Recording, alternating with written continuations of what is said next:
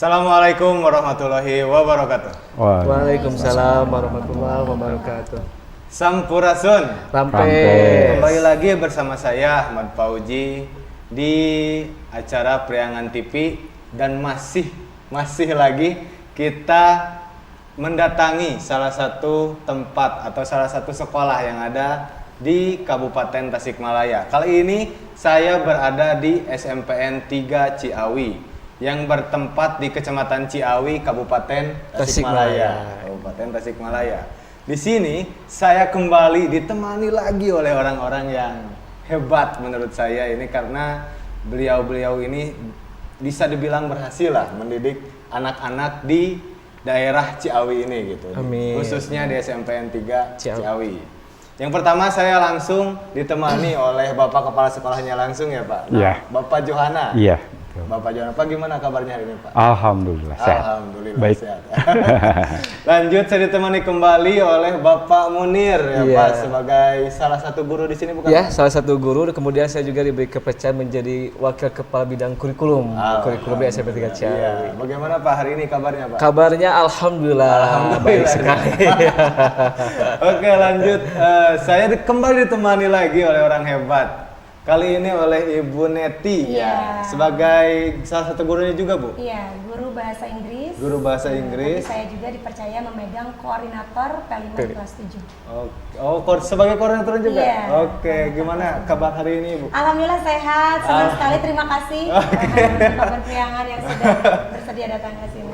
Lanjut, saya ditemani kembali oleh orang yang paling hebat juga menurut saya. Karena beliau ini paling muda di antara kita semua. Paling muda. Ade Nia, ya. Neng Nia. Kelas berapa Neng Nia? Kelas 8. Kelas 8. Oh, baru 2 tahun ternyata Pak. Iya, 2 tahun. Berarti menjalani P5-nya udah sekitar Tahun kedua. Tahun kedua. Iya. Tahun kedua. P5 di SMPN 3 Ciawi ini tadi ini saya baca ini temanya kewirausahaan ya. Kewirausahaan dengan topiknya Wonderful Food Lokal Rasa Internasional. Topiknya ini agak unik ya. Agak unik ya. Yang tadinya Wonderful Food lokal tapi rasanya internasional. Oke. Mungkin daripada penasaran deh lah kita langsung aja ya tanya ke Bapak Kepala Sekolahnya langsung. Pak, bisa diceritakan nggak Pak, gimana proses persiapan sekolah gitu, dan apa yang melatar belakangi Bapak atau mungkin guru-guru di sini itu ngambil tema dan topik tersebut? Terima kasih. Biasanya setiap awal tahun ajaran kita merencanakan kegiatan pembelajaran untuk 1 tahun ke depan gitu ya. Nah, itu biasa dilakukan melalui kegiatan workshop, seluruh guru hadir, kemudian dibicarakan 1 tahun ke depan itu pembelajaran kita mau apa, termasuk kegiatan P5. Gitu. P5 itu ditentukan di awal, temanya mau apa, topiknya mau apa, gitu ya. Kemudian setelah disepakati bersama, salah satunya adalah kita mengambil tema kewirausahaan dengan topik tadi, gitu ya. Wonderful Food, rasa yang lokal tapi rasa internasional. Nah, kenapa kita mengambil salah satu tema itu? Karena kita sebelumnya menganalisis kondisi lingkungan gitu ya. Apa yang paling mungkin kita gali gitu. Apa yang paling mungkin kita gali. Ternyata di masyarakat di sini di antaranya banyak di halaman rumahnya itu yang menanam pepaya. Pepaya ya. Kemudian kita berpikir kenapa kita tidak memanfaatkan peluang ini untuk dijadikan kegiatan P5 gitu ya. Nah, tapi kita berpikir dari bahan yang ada, tapi kita ciptakan sesuatu yang tidak biasa gitu. Artinya ada hal inovasi yang perlu kita lakukan. Nah, di antaranya adalah kita bikin mustofa dari pepaya gitu kan. Kan umumnya mustofa itu dari kentang gitu ya. Kita coba pepaya yang ada dari pohon pepaya, buahnya kita jadikan mustofa gitu ya. Si daun-daunnya kita jadikan makanan juga gitu. Oh, jadikan makanan juga. Iya, namanya caya-caya. Oh, caya-caya. Iya. Nah, tentu hal ini menjadi aneh gitu kan ya, karena ini hal baru. Nah itu yang jadi apa? Yang jadi pertimbangan kita untuk dijadikan sebagai tema dari kewirausahaan. Jadi dari tema yang mungkin unik, ternyata hasilnya unik juga ya Pak? Iya seperti itu. Hasilnya unik juga, ada Mustopa dari buah pepaya. Pepaya. Asli ini Pak, saya baru dengar gitu Pak. Ada Mustopa tapi dari Pepaya gitu. Yang saya tahu Mustopa itu, iya itu dari umumnya kentang dari ya. kentang. Iya. Kalau nggak dari kentang, orang gitu. Namanya Pak Mustopa. Iya. Atau mungkin kalau mau ada sampel ya, mau diicip, mana seperti apa sih butuh Mustafa itu ada. Boleh, nggak apa-apa. Gimana mana Iya, mana ya? Nah ini Mustafa. Dari bentuk nggak beda jauh ya Pak? Iya. Beda. Cik ya, Baraya Priangan TV. Saya mau nyoba dulu ini ya. Iya. Mustopa Pepaya. Pepaya. Iya. Oke, hasil kreasi anak-anak mungkin ya. Iya. Anak-anak pastinya. Bismillah. Bismillah. Gimana Pak? Ya mah, enak Pak. Enak ini mah. Ternyata Alternatif lain pengganti kentang. alternatif lain Iya. pengganti kentang. Iya. Nah, ini ya Murah banget. sama sangu enak Pak. Iya. Pastinya. Kan biasanya kalau nasi pakai Mustopa kentang itu kan karbo sama karbo gitu. Karbo, kan Kalau ini beda kan ya. enggak. Daunnya yang caya-caya aja ada juga gitu. Kalau daunnya jadiin apa Pak? Itu deng-deng. Jadiin deng-deng. Iya. Harusnya kan deng-deng itu Dari Daging. daging. daging. Ini enggak dari daun pepaya. Iya. Ya, pengganti lagi. Iya lagi alternatifnya alternatif lain. Ada satu lagi bukan dari pohon pepaya tapi dari pisang. Ya. Pohon pisang itu. Oke. Nah, gedebognya yang kita jadikan sebagai makanan juga. Gedebog itu mungkin kebog itu Yang Iya. paling dalam, iya. yang paling dalam Iya, dari pohon pisang itu. pohonnya. Iya. Oh, Ada. dijadiin apa tadi Pak? Jadi makanan gepuk ya? Gepuk. Iya, Dan abon. Oh, Iya, abon, di abon. Iya. Jadi abon. Abon gepuk juga sama. Itu tadi deng-deng harusnya daging. Ini abon. Semuanya dari alam. Ini semuanya dari alam, dari tumbuhan Iya, ya. betul. Iya. Oke, bisa dilanjut untuk Pak Munir ya. Iya, iya. Ya, untuk Pak Munir. Bisa diceritakan nggak Pak, gimana implementasi pembelajaran P5 ini ke siswa-siswanya di kelas kah atau gimana kah gitu, terus aktivitas belajar seperti apa gitu yang telah dilakukan. Tapi ini kayaknya pasnya ke koordinatornya ya. Iya. Bukan ke Pak Munir. Bapak tadi sebagai Sebagai Wakasek kurikulum. Wakaseknya kurikulumnya, mending langsung aja deh koordinatornya. Oke ya silakan Bu. Gimana Nadia. nih Bu? Ceritain Bu gitu. Terima kasih atas pertanyaannya. Sebenarnya beliau juga menguasai. Untuk P5 di SMP 3, nyambung tadi, awal mulanya itu dari workshop dulu Ya. yang Bapak utarakan, dibuat tim. Oke. Setelah itu, apa yang mau kita garap setahun itu harus masuk di KSP. Jadi kita setiap P5 yang mau digarap itu mengambil dari KSP yang sudah dibikin sama semua. Termasuk timnya, termasuk anggaran yang mau kita keluarkan gitu. Yeah. Nah, untuk pelaksanaan tema kewirausahaan ini topiknya Wonderful Food Lokal, Wonderful Food Rasa Lokal, Rasa Internasional. Internasional. Latar belakang tadi betul. Kalau P5 itu lebih ke project ya. Anak itu dibekali di skill. Nah, kita juga yang dikedepankan itu dimensi apa yang mau kita garap. Oke. Contoh kita gotong royong misalkan. Yeah. Kreatifnya, Yeah. sub-elemennya mau apa, misalkan kerjasama anak mampu berkolaborasi dan lain sebagainya, itu kita tentukan dari awal. Awal mulanya di sekolah itu banyak pohon pepaya, Yeah. kita punya perkebunan pepaya yang pendek-pendek itu California. California. California. Ya, dulu California. ada karena di belakang itu lahannya lumayan luas. Nah, itu biasanya kalau nggak dipetis dimakan langsung gitu. Nih gimana nih biar dibuat sesuatu yang bisa tahan lama dan bisa punya nilai jual lebih. Oke. Nah, itu awal mulanya. Dan untuk pelaksanaannya real di lapangan ada 4 tahapan untuk P5. Ya. Guru itu berkumpul, berdiskusi, berkolaborasi. Dan guru juga kalau di P5 itu nggak guru namanya. Namanya guru. fasilitator. Fasilitator. Fasilitator. Fasilitator. Kebetulan 1 koordinator di kelas 7, ada fasilitatornya guru-guru mapel.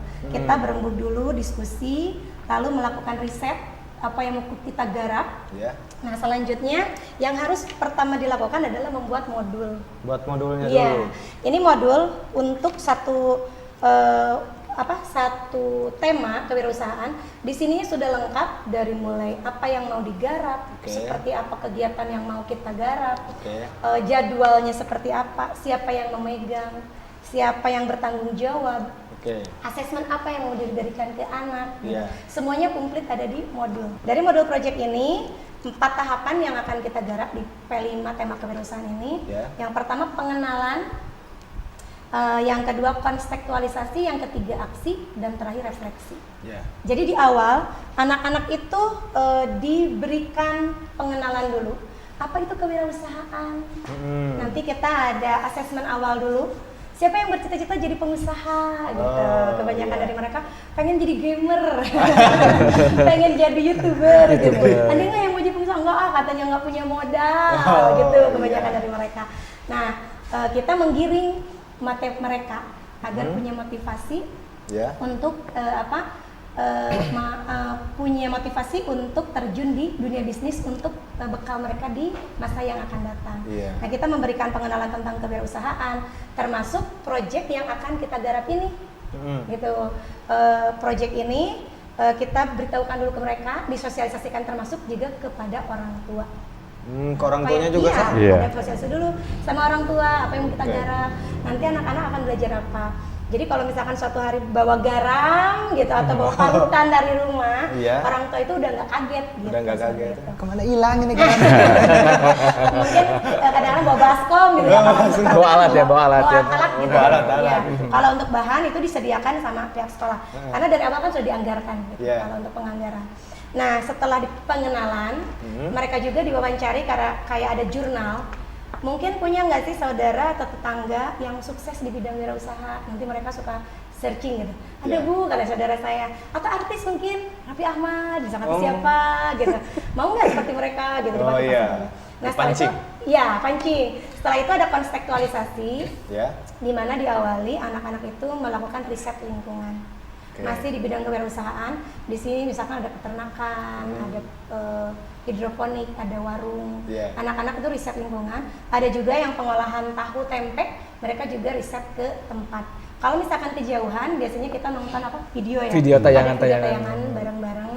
Anak-anak diberi kesempatan untuk mewawancarai pihak-pihak yang terkait dengan bidang wirausaha. Seperti itu. Selanjutnya ada juga di kontekstualisasi itu ada tim ahli. Setelah itu baru ke tahap aksi. Nah, di tahap aksi ini anak-anak gimana digiring out of the box gitu. Yuk, bisa nggak sih ciptain nih? Ada sesuatu misalkan, bisa nggak dibikin sesuatu yang berbeda? Nah, ini dibikin dendeng. Iya. Biasanya dendeng dari apa? Dari daging. Kita bikin olahannya dari semuanya serba sayuran. Termasuk terakhir di sini ada abon yang dari gedebok pisang, tapi tidak semua pisang bisa dipakai. Ini yang bisa kayak kulutuk, terus yang banyak bijinya, pisang kepok gitu ya, pisang kepok itu bisa. Nah, dari sini anak-anak juga biasanya mereka itu digiring di akhir ada tahap keempat, yaitu refleksi. Tadi pengenalan dulu, kontekstualisasi, lalu aksi, yaitu praktek-praktek termasuk telur asin juga ya tambahannya. Di aksi itu ada telur asin atau tambahannya karena ini kewirausahaan harus menghasilkan. Jadi anak-anak di-create untuk membuat kayak untuk label di Canva. Anak-anak dikenalkan dengan pembuatan label atau foto-foto produk gitu. Jadi nanti biasanya dibikin kayak display, anak-anak belajar bagaimana memotret produk yang baik dan benar gitu. Kebetulan sama juga ada tim IT di sekolah seperti itu. Hasil akhir penjualannya biasanya via anak-anak belajar status WA ke orang tua juga di paguyuban, terus di lingkungan sekitar sekolah. Awalnya malu-malu tuh, Ibu izin, katanya malu, nggak apa-apa nanti belajar. Alhamdulillah respon anak-anak bagus, respon masyarakat juga di sini mendukung. Hasil akhirnya sekarang itu banyak anak-anak yang berjualan, termasuk Nia ini yang mengembangkan pisang. Memakai coklat gitu, keripik pisang tapi memakai coklat dan berjualan di sekolah. Dan yang terakhir adalah refleksi, di mana di refleksi itu guru juga melakukan refleksi di mana apa sih kelemahan dan kelebihan dari project ini, dari tema ini, dari topik ini. Karena setiap project yang berjalan itu pasti ada kelemahannya dan ada kelebihannya. Lanjut Bu, ada pertanyaan lagi. Oke, boleh. Bagaimana cara mengukur gitu Bu, keberhasilan dari project P5 yang ada di sekolah ini? Mungkin bisa jelaskan lah gimana rapotnya aja deh. Ya, asesmen juga mungkin. Asesmennya. Ada kebetulan kalau setelah mungkin nyambung dari yang tadi ya, direfleksi setelah beres project, kita itu ada refleksi di akhir untuk asesmen pengukuran sejauh mana, seperti apa keberhasilannya. Itu ada 2 asesmen. Yang pertama asesmen proses kegiatan, yang kedua hasil setelah kegiatan.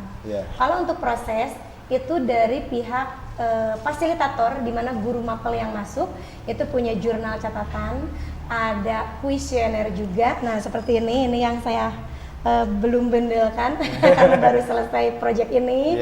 Ini anak-anak nanti ada kuesioner yang diberikan kepada anak-anak juga. Ada catatan harian juga.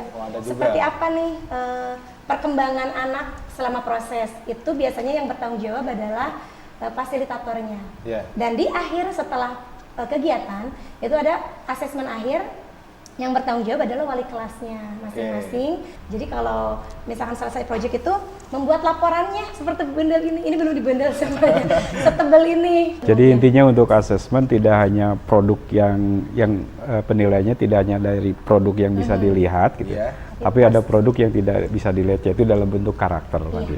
P5 itu sebenarnya penitik beratannya di proses. Di prosesnya. Seperti apa perkembangannya? Perkembangannya. Yang tadinya malu-malu berjualan jadi lebih mandiri dan berani. Dimensinya harus muncul gitu ya. Dimensinya itu lewat prosesnya itu. Kita pindah sekarang ya ke Bapak Munir. Iya. Pak Munir, saya mau tahu nih, kan biasanya tadi yang dikatakan P5 itu ke produknya lah, atau mungkin bisa dibilang yang lainnya itu gelar karyanya, gelar karya atau unjuk kerjanya.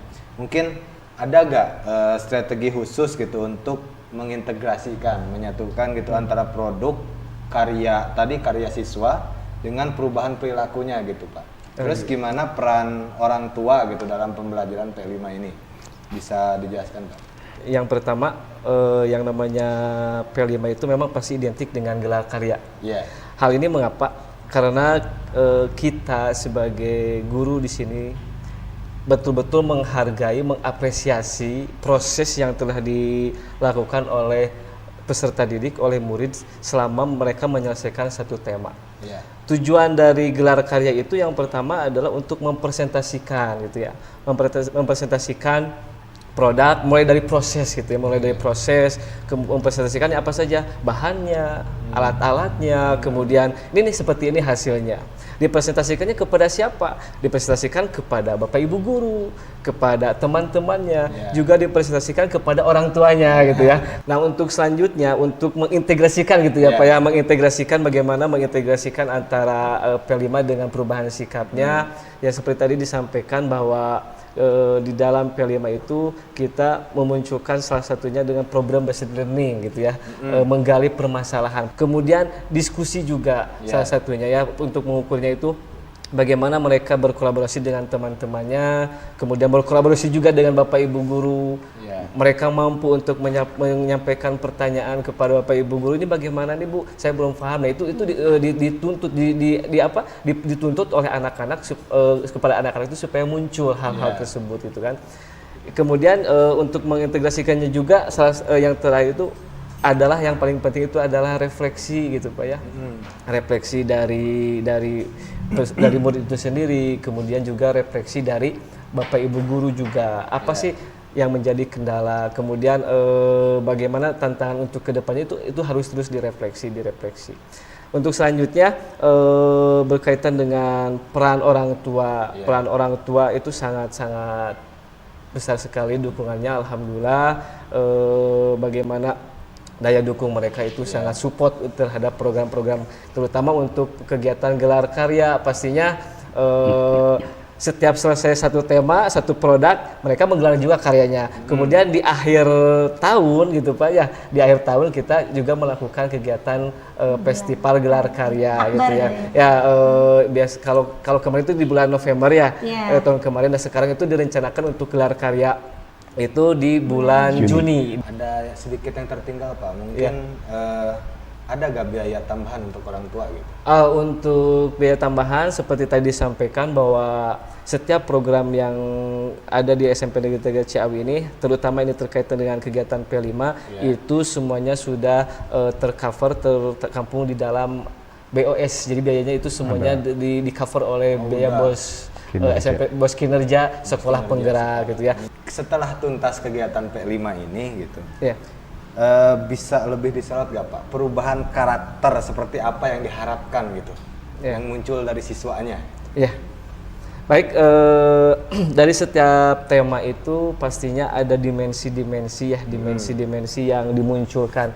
Di sini di tema kewirausahaan, salah satu dimensi yang pertama dimunculkan itu adalah bagaimana anak untuk berpikir kritis, berpikir kreatif.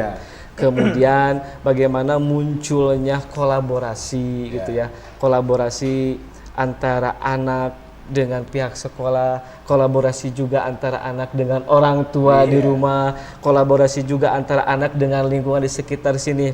Karakter yang dimunculkan selain dari siswa juga dari fasilitator. Dari fasilitator juga. Jadi P5 itu kokurikuler. Project penguatan profil pelajar Pancasila, di mana digarap oleh sekelompok guru, 10 mapel, misalkan 10 guru di kelas 7, itu membidangi yang menjadi fasilitator di P5 ini.